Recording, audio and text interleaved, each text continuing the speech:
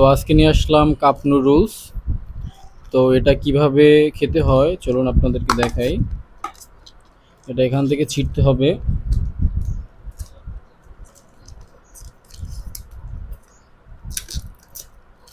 এটা শর্টকাটে নাস্তা খাওয়ার জন্য কাপ নুডলস খুবই বেস্ট। তো এটা শর্টকাটেই রান্না করা যায়, যেহেতু সব কিছু সরঞ্জাম ভিতরে দেওয়াই আছে। এটার ভিতরে পাচ্ছি আমরা একটা চামচ। এটা ফোল্ডিং করে ভাঙাও যায়, আবার এভাবেও রাখা যায়। তারপর আছে একটি মশলা, তারপর কিছু মশলা দেওয়া আছে, তারপর আছে সস। সো আমরা আগে প্রথমে মশলাটা ছিঁড়ে এটার ভিতর দিব। সম্পূর্ণ মশলাগুলো দিয়ে দিলাম।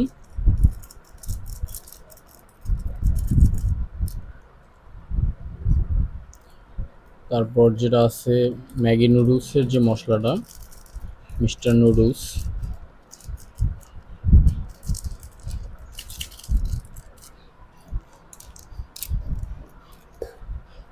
এই মশলাটাও আমরা পুরোটা দিয়ে দিব।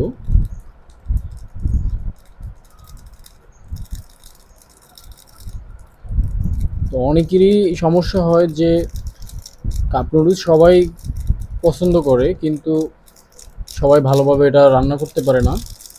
এটা রান্না করার সিস্টেম আছে, পানি কতটুকু দিতে হবে, অ্যান্ড তারপর কি করতে হবে, কতক্ষণ রাখতে হবে।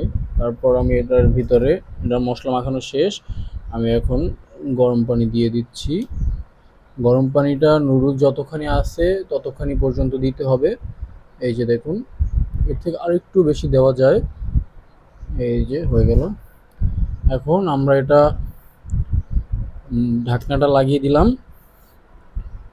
এটা আমরা 10 মিনিট এভাবে রেখে দিব, তারপর দেখব যে ভিতরে সিদ্ধটা কতখানি হয়েছে। সো 10 মিনিট ওয়েট করা যাক। 10 মিনিট পর আবার ফিরতেছি, ওয়েট। আমাদের 10 মিনিট কমপ্লিট হয়ে গেল। এখন আমরা এটাকে খুলে দেখব যে এটার ভিতরে আসলে ফ্লেভারটা কেমন আসছে। Wow, just amazing. এটাকে যদি একটু ঠিক করে দেই, দেখি। ও, একদম সিদ্ধ হইছে, সেই সিদ্ধ হইছে। এটা মেবি আরেকটু সিদ্ধ হলে ভালো হতো, না ঠিকই আছে। এটার ফ্লেভারটা কিন্তু একদম হয়েছে। Wow, just amazing. ঝোলটাও কিন্তু খাইতে সেই সুন্দর লাগবে। তো চাইলে আপনারাও টেস্ট করে দেখতে পারেন। এটার উপর যদি একটু সস দিই,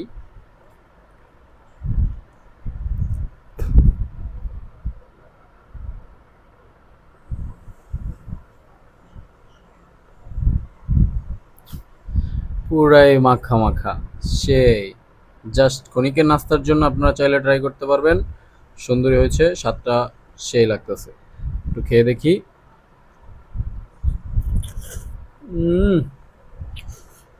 ওয়াও, নাইস। সো আজকের ভিডিও এই পর্যন্তই। নেক্সট টাইম আবার কোনো নতুন কিছু নিয়ে আসবো। ভিডিওটি ভালো লাগলে অবশ্যই লাইক, কমেন্ট অ্যান্ড শেয়ার করবেন। সাবস্ক্রাইব কনফার্ম করবেন, পরবর্তী নতুন আরেকটা ভালো ভিডিও আসতেছে। তো সবাই দোয়া করবেন। আল্লাহ হাফেজ, ভালো থাকবেন সবাই।